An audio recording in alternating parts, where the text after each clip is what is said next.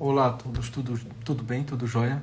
Sejam bem-vindos à retomada das lives relativas às doses de psicologia infantil. Enquanto vocês vão entrando, deixa eu colocar aqui o tema da nossa live de hoje. Saúde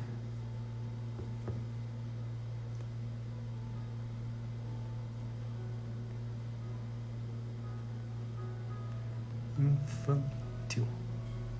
Pronto. Um tema bem geral.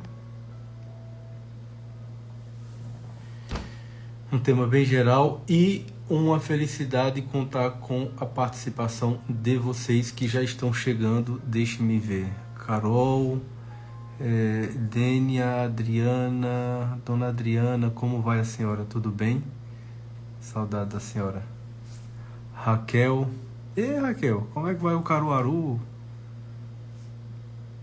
Olha só, saudades também, Raquel. Muito bom lhe ver por aqui.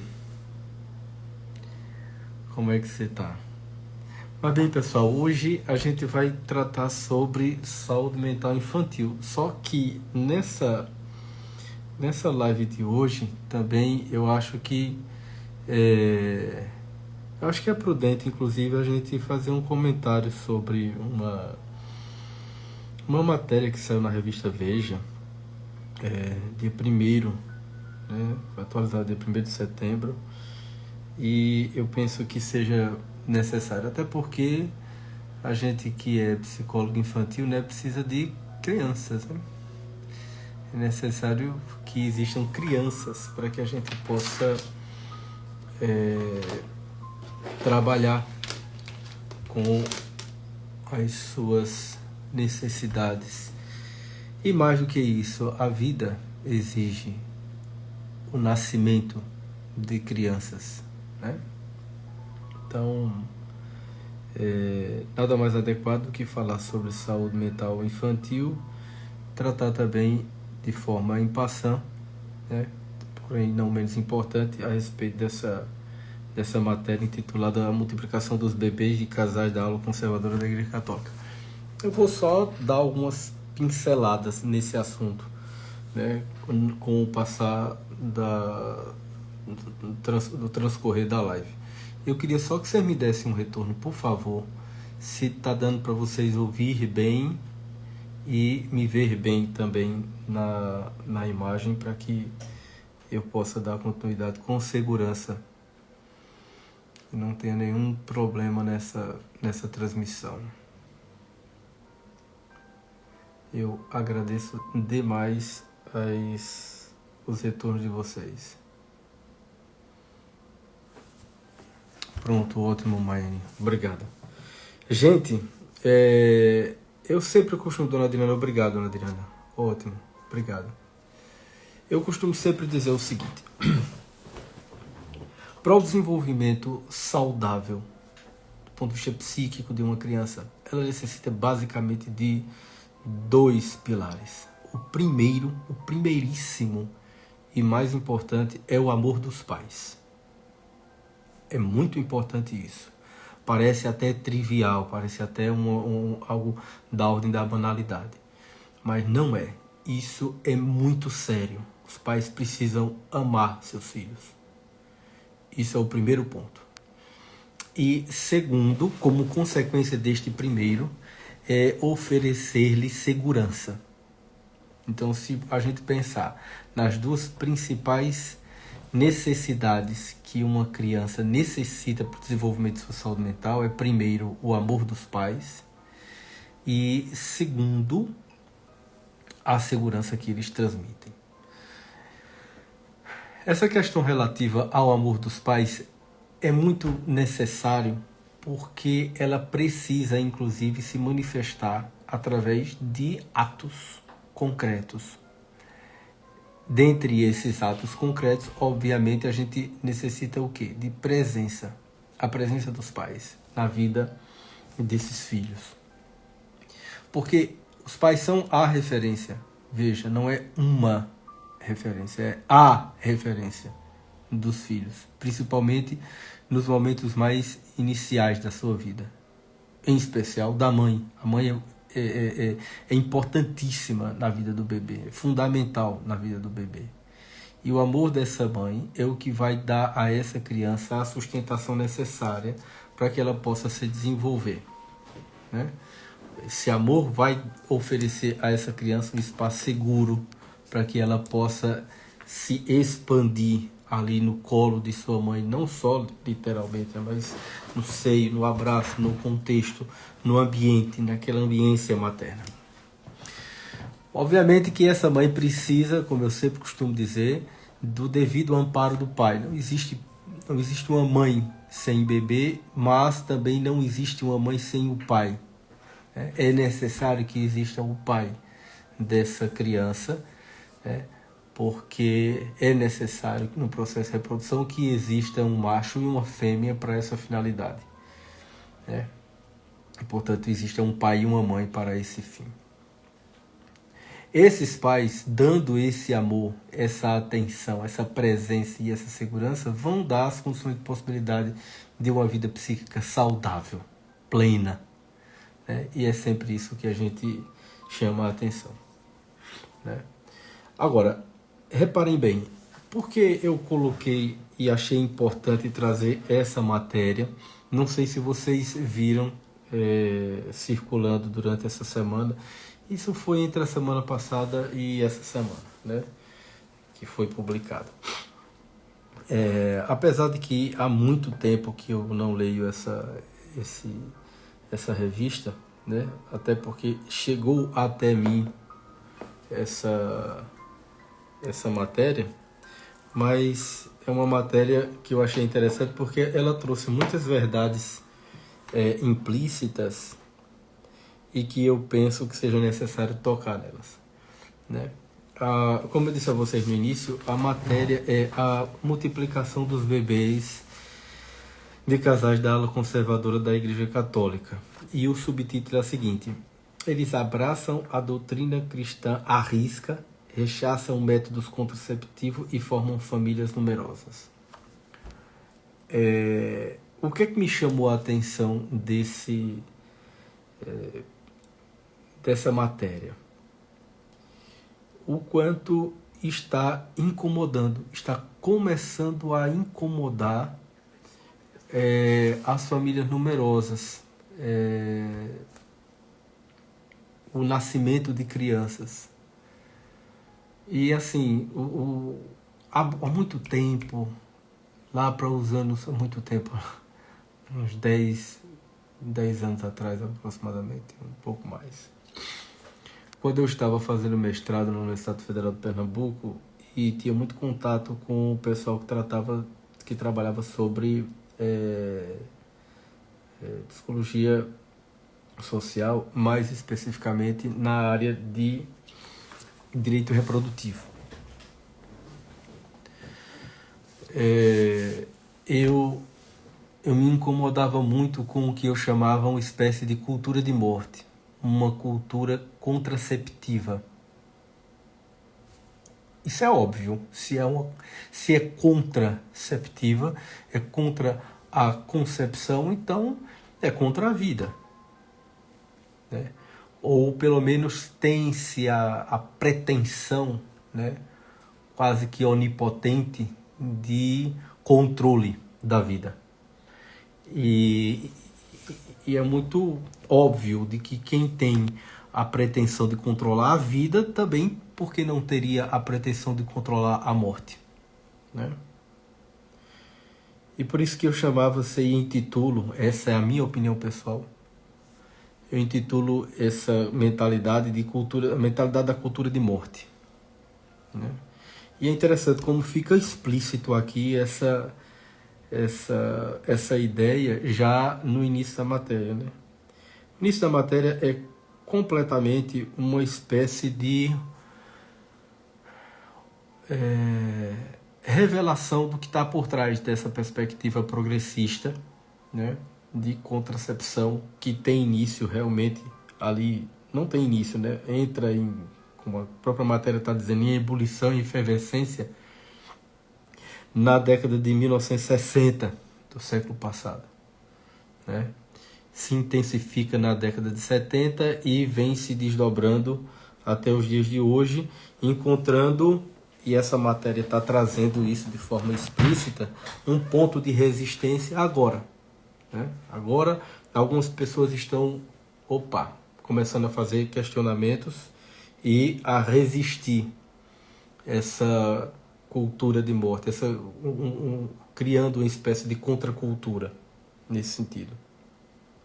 Porque as bandeiras que ela coloca aqui, né, dos anos 60, inflamaram-se e agitaram-se bandeiras em prol da civilização, como se os métodos contraceptivos fossem civilizatórios. Isso rapaz, é de uma ignorância sem tamanho. Porque a gente vê hoje, por exemplo, grandes potências econômicas mundiais, como a Índia e a China, principalmente a Índia, onde o primeiro-ministro da Índia deixou claro em declarações recentemente de que eles, enquanto civilização, apostam na política demográfica do país, consequentemente no aumento populacional, porque gera dividendos, gera riqueza. Isso do ponto de vista só político e geopolítico. A importância da política de natalidade de um país. E coloca-se como um avanço civilizatório a contracepção.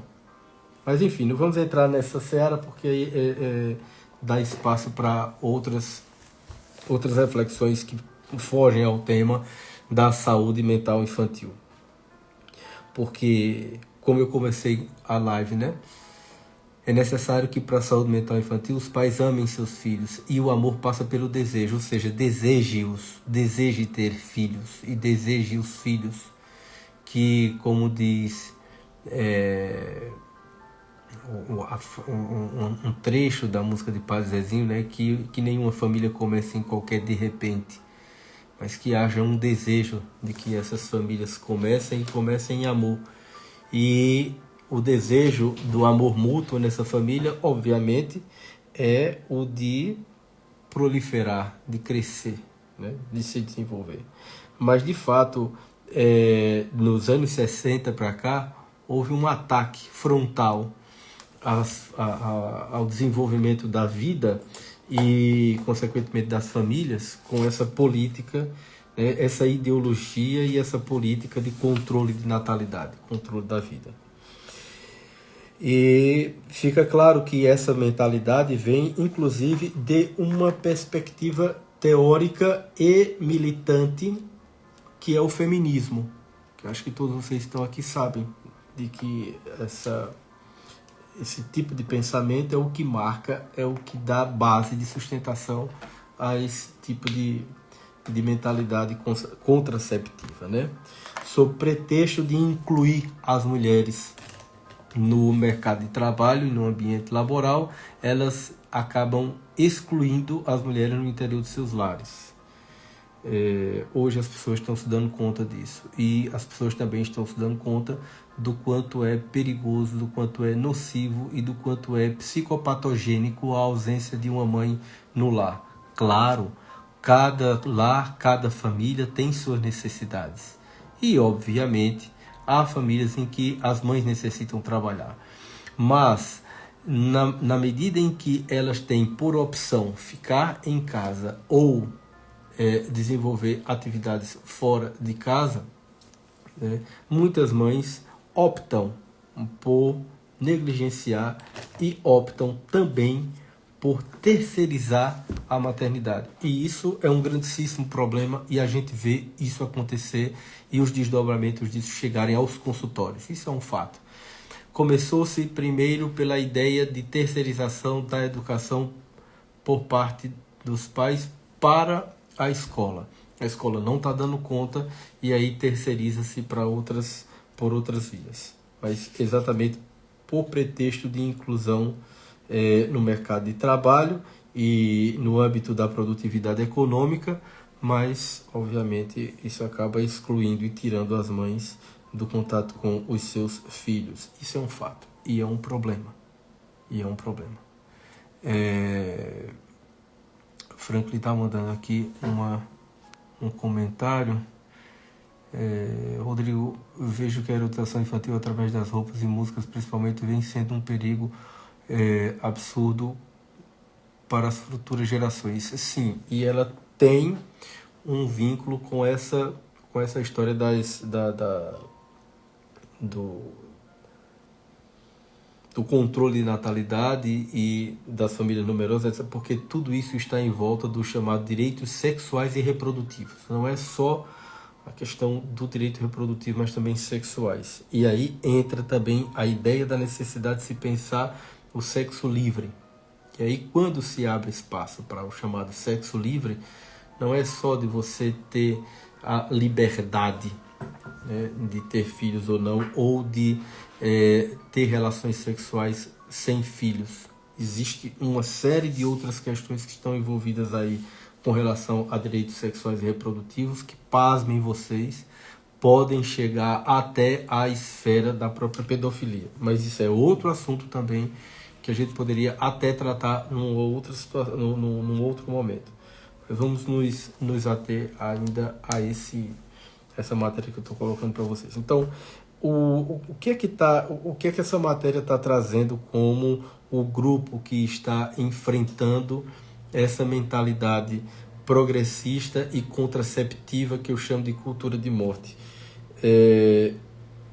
O que eles chamam de ala conservadora da igreja.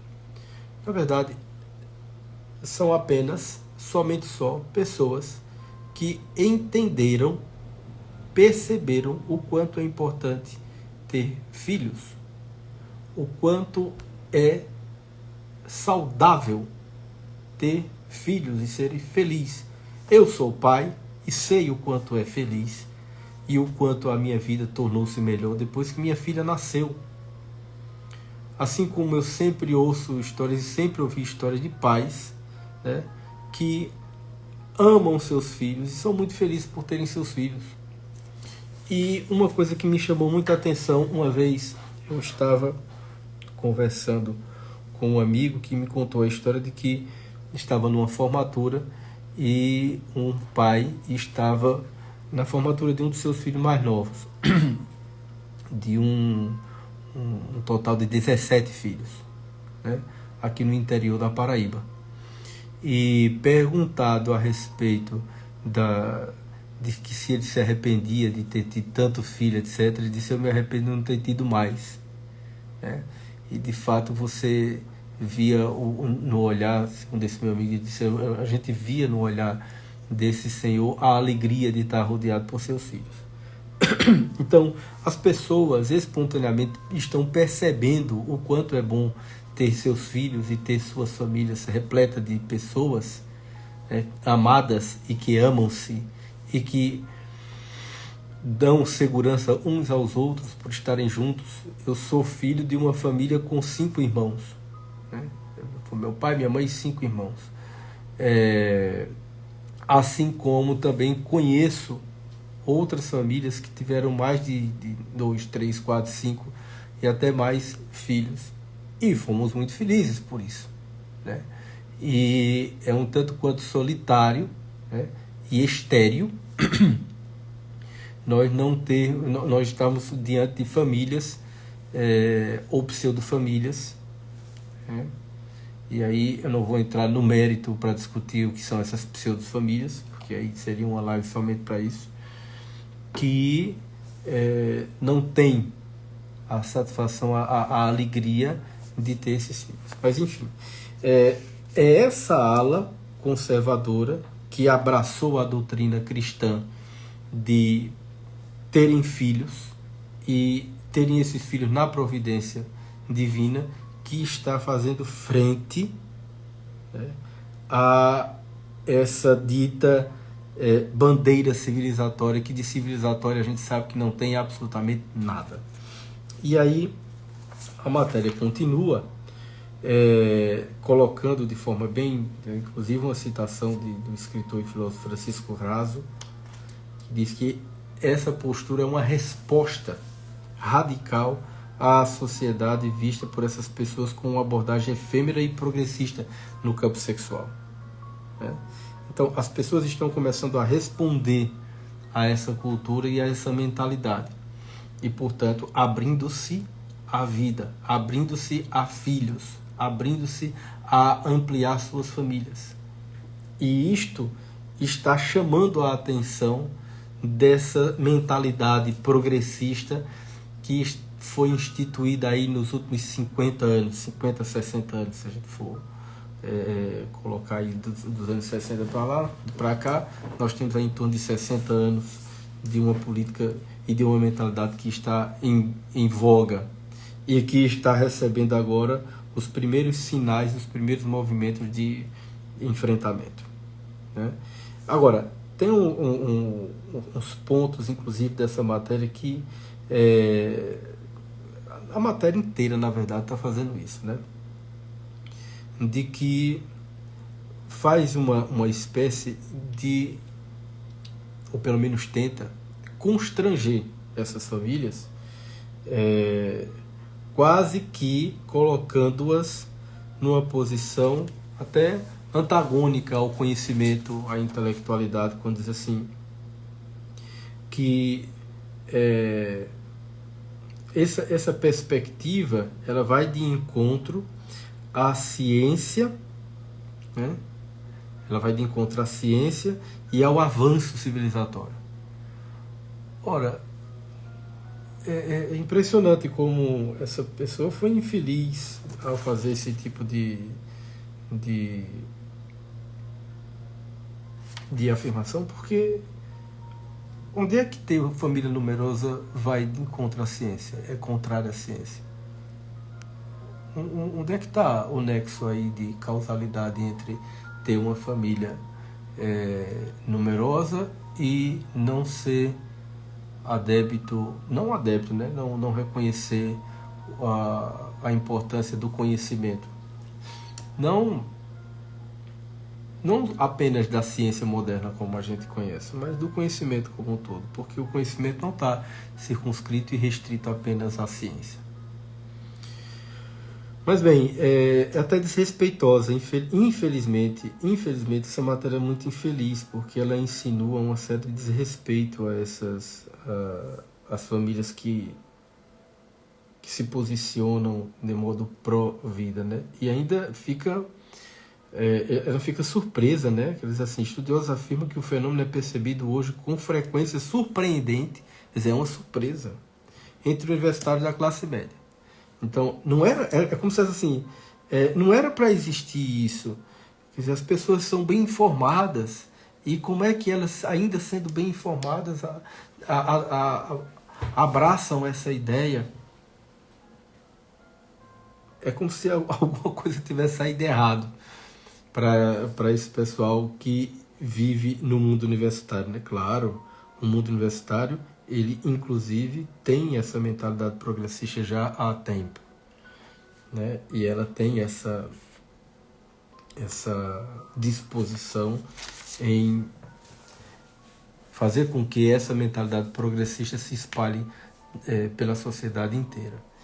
Então, toda essa matéria, ela discorre, inclusive ela fala aqui, ela cita pessoas que estão nas redes sociais, como, por exemplo, a própria Samia Marcília, a esposa do Dr. Ítalo Marcília, fazendo até observações de mulher de Ítalo Marcília, discípula do falecido guru bolsonarista Olavo de Carvalho. Quer dizer, é uma matéria nitidamente que visa atingir e agredir as pessoas que têm uma posição e uma postura contrária à mentalidade progressista e de cultura de morte, que é essa cultura contraceptiva feminista de matriz teórica e ideológica feminista, e que aponta exatamente esse desamor e essa insegurança às novas gerações, aos filhos, às crianças, percebe? Quer dizer, uma família que não é aberta à vida, que não ama a vida, ou que quer controlar a vida, ou pensa em controlar também a morte, ela é uma família, ou são pessoas, porque existem os chamados arranjos familiares, que é constituído até por pessoas, incluindo animais, pasme, mas a mentalidade caminha para isso. E que o que demonstra claramente é uma manipulação da realidade, a tentativa de manipular a realidade e, consequentemente, objetificar crianças, objetificar filhos, o que demonstra um desamor profundo e também uma insegurança a essas crianças. Obviamente, uma geração advinda dessa mentalidade será uma geração inequivocamente adoecida, sofrida. Ela será não amada e ela será insegura. É fato. Porque não existe um desejo, não existe um amor genuíno, verdadeiro, pautado inclusive no reconhecimento de que a vida e a morte não está em nossas mãos. Qualquer pessoa com o mínimo de compreensão da realidade sabe que nenhum ser humano tem poder sobre a vida e sobre a morte. Ninguém. Então, a tentativa, né, desse controle de natalidade, como está colocando aqui desde os anos 60, né, que na verdade é um desfavor à vida, ela somente demonstra um desamor aos filhos e às próximas gerações e às crianças e a insegurança a elas. Então isso é contrário ao que eu entendo como saúde mental.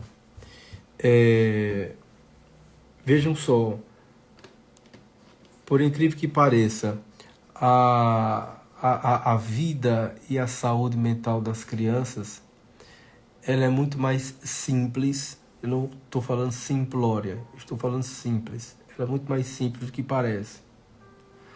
Só que dentro dessa mentalidade revolucionária e progressista, vem se criando cada vez mais complicações, dobras que a priori nem seria necessária, mas se coloca exatamente para se trazer o que os progressistas chamam de problematização da realidade.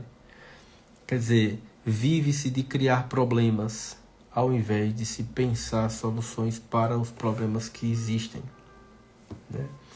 Então, essa perspectiva acaba trazendo um mal-estar e não por acaso, infelizmente, isso é uma infelicidade, o que eu estou afirmando agora. Há uma crescente no sofrimento psíquico entre crianças. E o desdobramento inevitável disso é que os adultos também sejam sofridos. E esse sofrimento de crianças que se desdobram em adultos e que se desdobram também na sua senectude vai promover uma vida infeliz. A felicidade começa muito cedo. Uma experiência de uma vida feliz começa ainda quando somos crianças.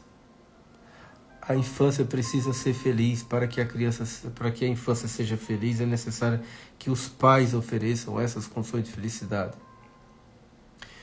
E que essa condição de felicidade precisa estar baseada no amor dos seus pais aos filhos. E o desejo deles, o desejo que eles venham a existir. Tantos filhos quanto Deus enviar, quanto a providência divina enviar, porque a vida e a morte não está em nossas mãos. Então, hoje, basicamente, a reflexão que eu queria fazer com vocês era essa. Eu agradeço demais a presença de vocês e o retorno dessas lives, né, que eu agora instituí às sextas-feiras ao meio-dia, os 30 minutos que eu chamo de doses de psicologia infantil. E durante a semana eu sempre vou estar colocando nos meus stories e também em caixinhas que eu abri momentos que vocês coloquem sugestões para as próximas lives, dos próximos encontros na sexta-feira. Claro, eu tenho aqui um cronograma e alguns temas previstos, mas obviamente que eu vou estar aberto para que vocês possam enviar suas sugestões e estarmos nos encontrando aqui. Outra coisa, tirem esse momento, né, para que vocês possam vir até aqui e poder interagir e participar. À medida em que vocês enviarem perguntas ou observações, etc., eu vou estar fazendo as devidas observações, como foi o caso há pouco, né, de Franklin, que mandou uma mensagem a respeito da questão da erotização das crianças. E só para fechar, retomando essa questão que Franklin colocou, reparem bem, como eu disse há pouco, existe uma associação entre essa coisa do direito reprodutivo com o chamado direito sexual. E infelizmente há muito tempo se existe um plano exatamente em colocar as crianças cada vez mais próximas a esse universo sexual, de sexualização das crianças, para benefício dos adultos. E isso é muito grave. Mas, em um momento oportuno, por exemplo, nós poderemos estar tratando a esse respeito e, nessa ocasião, estarei contando com a presença de vocês. Ok? Mais uma vez, muito obrigado. Tenham um excelente final de semana. Fiquem com Deus e estarei sempre à disposição de vocês aqui para qualquer informação ou interação. Tchau, tchau. Opa, Pedro mandou uma mensagem aqui, antes de... Eu gostaria que se eu pudesse falar de psicologia infantil à luz da psicanálise. Na faculdade vejo psicologia infantil a partir apenas da ótica de Freud. Olha, Pedro, mesmo Freud tendo uma importante contribuição, importante no sentido de trazer uma reflexão a respeito de alguns casos que ele acompanhou, que ele estudou, mas existem outros autores, como por exemplo o que eu gosto muito de usá-lo como referência do meu trabalho, que é Donald Winnicott, que versa, que trata, que analisa, que estuda melhor a psicanálise infantil, a psicologia infantil, a psiquiatria infantil, do que o próprio Freud. Então fica essa dica para você que quer se enveredar mais na área de psicanálise infantil, buscar as obras de Winnicott. Tudo bem? Bem, é isso, pessoal. Mais uma vez, como eu disse há pouco, obrigado. Nos encontramos na semana que vem, se Deus quiser. Um forte abraço a todos.